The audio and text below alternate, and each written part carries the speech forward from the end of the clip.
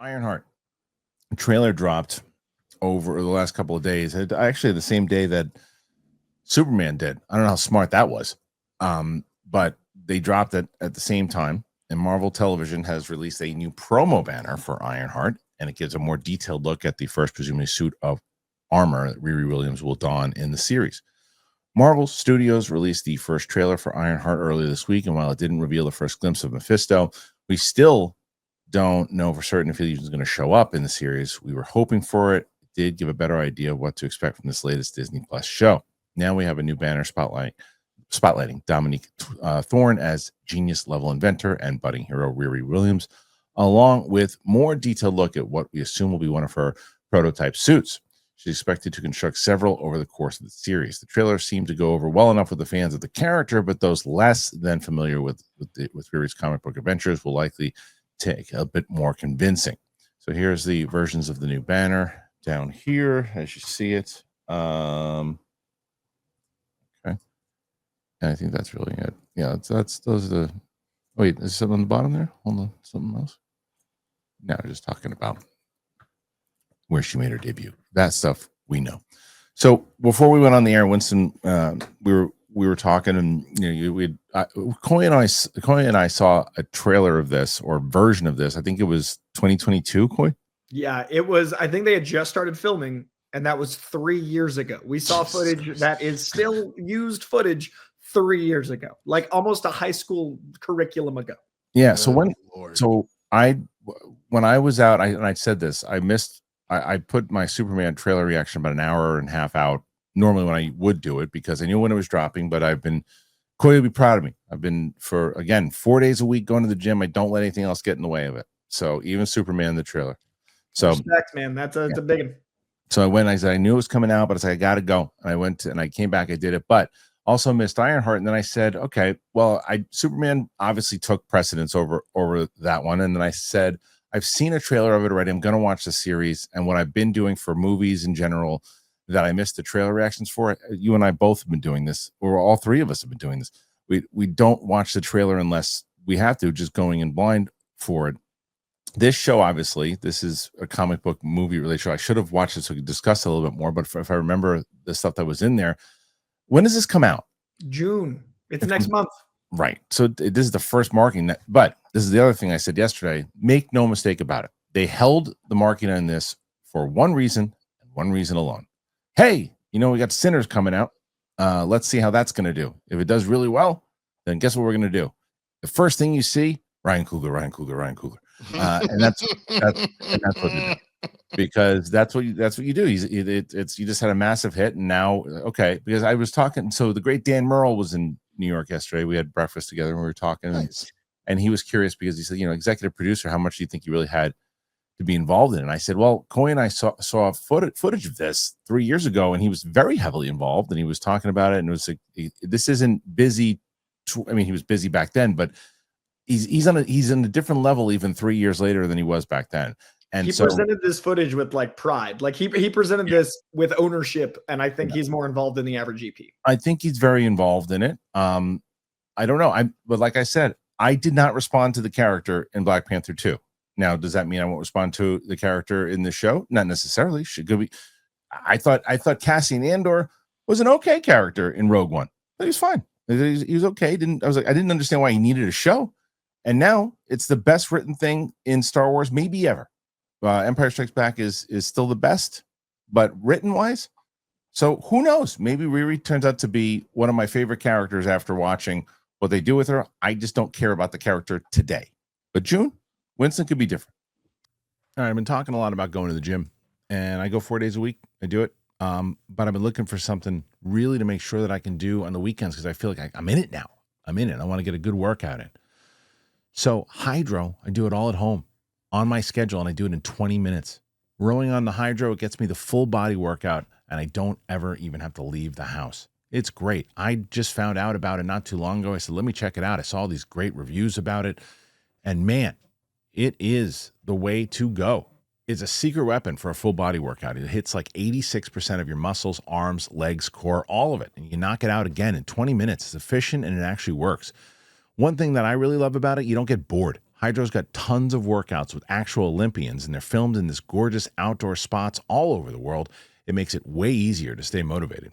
If you're on the fence about it, there's a free shipping. It's a 30-day risk-free trial, and Hydrow offers a full year warranty. Honestly, no pressure. You try it out, you see how it feels. So if you need to skip the gym, not the workout, you stay on track with Hydrow. For a limited time, go to hydrow.com and use the code Kristian. You save up to $475 off your Hydrow Pro Rower during Hydrow's Memorial Day sale. That is hydrow.com. Use the code Kristian. That is Hydrow, hydrow.com. Code Kristian to save up to $475. Hydrow.com. Code Kristian. I mean, I really vibed with that trailer. I thought that the trailer was very well done. It is obvious that Ryan Coogler is involved. I got the exact same vibes watching that as I did when the initial Black Panther trailer came out. Not even Wakanda Forever, the initial Black Panther trailer, the choice in music, the angles that are involved, the kind of pacing of everything. So if all he did was essentially direct what the trailer looks like, he made it clear that his stamp is there. And I agree with you. I think that was a very smart move. I think they were always going to put Ryan Coogler front and center, but it would made sense to hold off on the marketing for two reasons. One, you know that the main thing that you wanted to get across was Thunderbolts. You wanted that to be your centerpiece, and you're really pushing, as they did at the start of the year, the movies. You are not putting as much emphasis on the shows, because once this set of shows are over, we are heavily pulling back. There is maybe going to be one or two a year, like Daredevil, and maybe one other thing, and that's it. So I'm not surprised that they didn't do that, but I'm getting a vibe that this is going to end up being similar to your friendly neighborhood Spider-Man, where they may not have put pedal to the metal on the marketing for this, but we're going to end up with something that's actually very well done. I just hope that it maybe gets more water cooler talk than your friendly neighborhood Spider-Man, because as much as everybody loved it, it very much was like, oh, that's over. Okay, bye. Like, I hope that that's not what's happening here, but we'll see what happens. Yeah, I'm wondering though, Coy, what do you think this show? Because there was this big report, and we talked about it on the show yesterday. Actually, Ben Bateman was in studio. I had him in, and we were discussing the Marvel strategy of what was going on, and the talk was that they were gonna basically now put shows out that could live on their own. They're still connected, adjacent to the MCU, you know, like the way that Kingpin mentioned Spider-Man, but they're not really going to have too much involvement in it. This show was conceived during the time when they were still interweaving the shows and the movies. Like you had the homework, right? Yeah. So is this still homework? Like, meaning that, like, I'm thinking about it for Sam and I right now, where we just finished Hawkeye. We're going to air we put episodes 3 and 4 out today, 5 and 6 on Monday. And then we started Moon Knight. And I'm like going through the things. I'm like, since someone wrote that, well, why are you watching Moon Knight? That doesn't really have anything to do with the overall MCU. I was like, it could, but good point. Do you think this is going to be relevant to, say, because it comes out June, to Fantastic Four, which comes out a month later?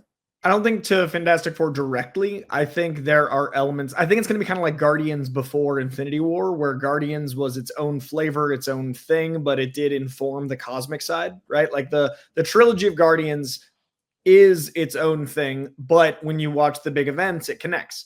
And I think that even Guardians 3 like rushes through that, like, yo, Thor, and then goes to do its own thing. Like Thor rushes through Guardians. They kind of do their own thing.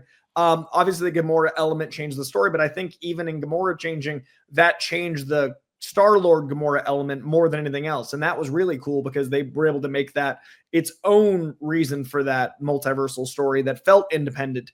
So to me, the Black Panther universe has always felt like its own.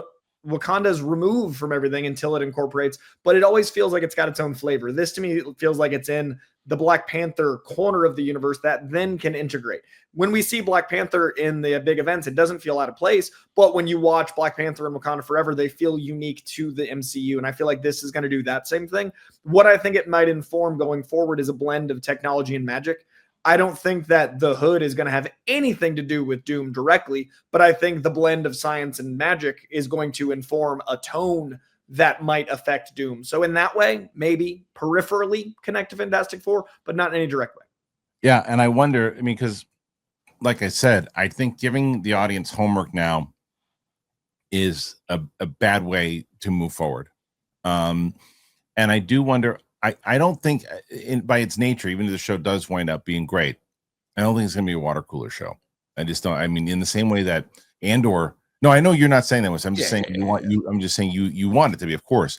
And we a lot of like in the same way that Andor wasn't necessarily the whole show wasn't a water cooler. But people were talking about that 10th episode, right? That's what people were just or even the what was it? It was the 10th, right? Was the third block? So 7, 8, 9 was the big because but 1, 2, but there were a few. There were quite a few. But I mean. But it's not a water cooler show the way that Game of Thrones was. They're also putting out the show. Half of the episodes come out the day it drops. Right. It's a 6-episode show. They're dropping 3 day one. Like they're not allowing for anything water cooler. They're going, there it is. Okay. How long? Do you know how long the episodes are? I'm assuming 45 if it's a 6-episode show versus an 8, So I'm assuming it'll be like 2 hours a little over 2 hours of content at once. Yeah. But that's difficult because I don't know if they're doing 3 and 3. I've heard it's 3 and 3. I don't know if it's 3, 4, 5, 6. You know what I mean? So either way, it's at most 4 weeks. At minimum, it could only be a 2-week conversation. Yeah, that's the problem. The problem is that it's a come and go show in general because it's like she's just not hasn't in looking in wrestling terms. She hasn't gone over with the audience yet. She's not over yet. So when you put a show out in that short a time, you don't have a lot of time to get her over. The only thing that I will say that might work in its favor is the thing that you brought up at the start of your assessment of this. It might just off of the back of Ryan Coogler already cooking. If the first couple of episodes of the show, however they decide to release it, if they're really well done and you are taking what you will end up doing is because Ryan's involved, there is always going to be Marvel people that are obsessed with what he might potentially be doing, but there's going to be like the Black community, for example. And so same thing. If you get communal ties to be like, yo, Ryan is doing it again, like that's twice in 2 months. Like what the hell? That is the only thing that I could see might maybe move the needle because of how much heat Sinners gave. But I agree with you. Unless something like that happens, it won't necessarily move the needle like that, I don't think. Yeah, and look, fingers crossed that it's a solid show. I mean, for a lot of different reasons, you're rooting for the team, you're rooting for good content, you're rooting for Coogler, you're rooting for all the. This is a big role for this girl too. So and she hasn't played the role since Black Panther 2. The movie obviously went through it had its horrible issues, and then people are obviously judging it for whatever reasons, but now they have an opportunity. We'll see what happens. Okay, I ask you guys out there, what are your thoughts on this trailer? Did you like the trailer of Ironheart? Did you think that this is going to be something that you wanted to see? Was it on your radar? Were you curious? Were you not curious? Put your thoughts in there.